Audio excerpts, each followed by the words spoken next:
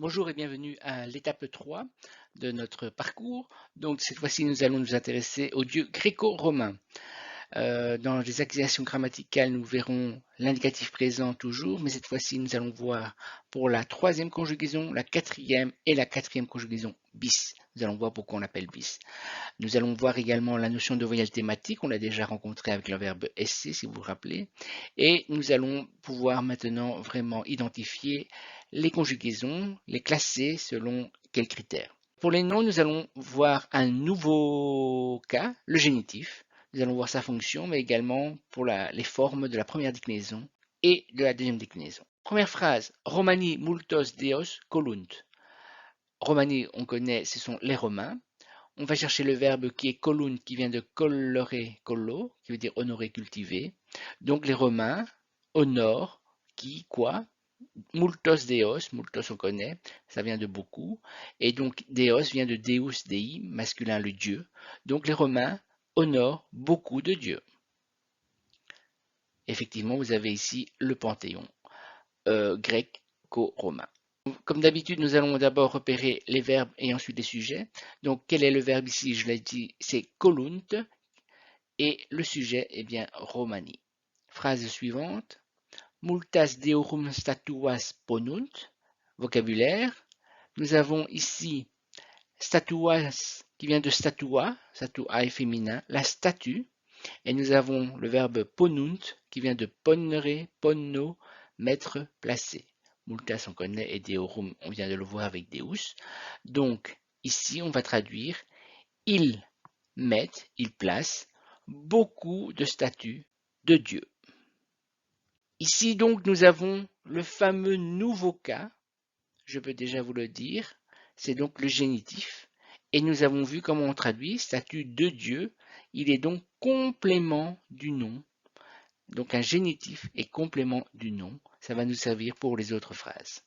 Donc nous repérons le verbe qui est ponunt, et il n'y a pas de sujet exprimé, c'est toujours Romani. Jupiter deorum dearumque rex est, vocabulaire.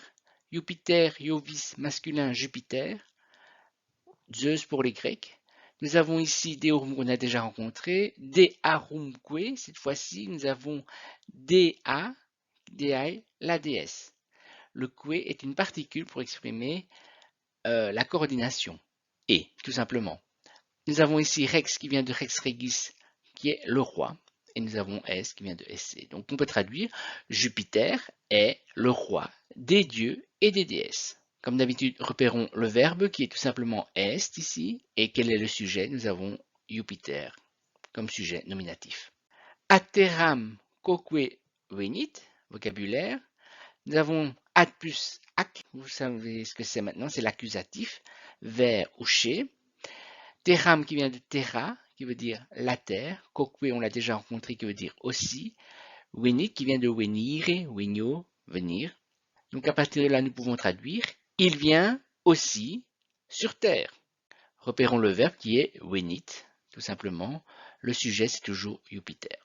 Repérons également donc ici que nous avons la préposition ad, qui va fonctionner avec l'accusatif. Généralement, c'est le mot qui suit tout de suite.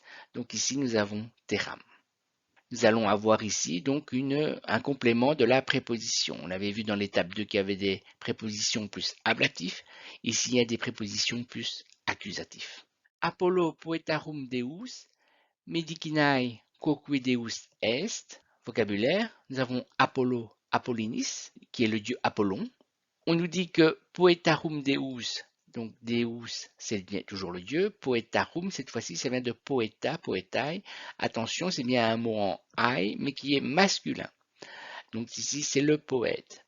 Medicinae, qui vient de medicina, la médecine.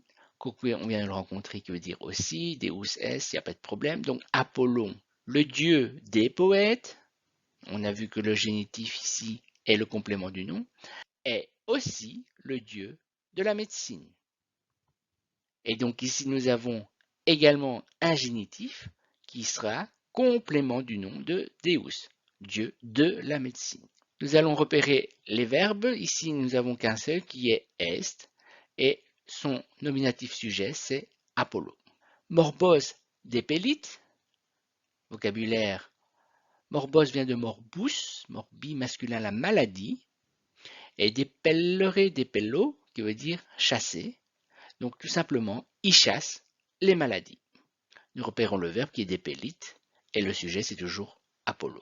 Mercurius deorum nuntius est, vocabulaire Mercurius, Mercury, Mercure. En grec, on l'appelle Hermès. Deorum, on connaît, ça vient de Deus, le dieu. Nuntius, ici est nouveau, Nuntius nutii, masculin. Le messager, et S, toujours le verbe essayer. Donc on peut traduire Mercure est le messager des dieux. À nouveau ici, nous avons un génitif, complément du nom. Repérons les verbes. Nous avons est ici, et son nominatif sujet, c'est Mercurius. Ensuite, Mercaturae viarumque Deus est, vocabulaire Mercatura, ça veut dire le commerce. Viarum vient de via, viae, la route. Deus toujours le Dieu est. Donc il est le Dieu du commerce et des routes. Nous avons donc bien ici deux génitifs compléments du nom de Deus. Repérons les verbes, c'est toujours le verbe est ici, et le sujet c'est toujours Mercurius. Passons au dernier dieu de la série, ici c'est Mars, Pugnarum Deus est, Mars vient de Mars, Martis, le dieu Mars, en grec on l'appelle Arès. Pugnarum, on l'a déjà rencontré mais je vous le rappelle, qui vient de Pugnia Pugniae, féminin, le combat. Cette fois-ci, nous avons à nouveau la forme arum, qui est celle du génitif.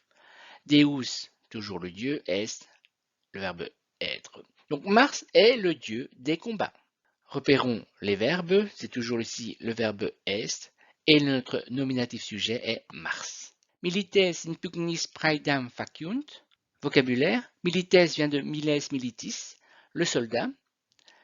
In pugnis, donc pugnis, on l'a toujours ici, pugnia, hein, le combat. Nous avons in qui est la préposition, on l'a déjà rencontré depuis l'étape numéro 1.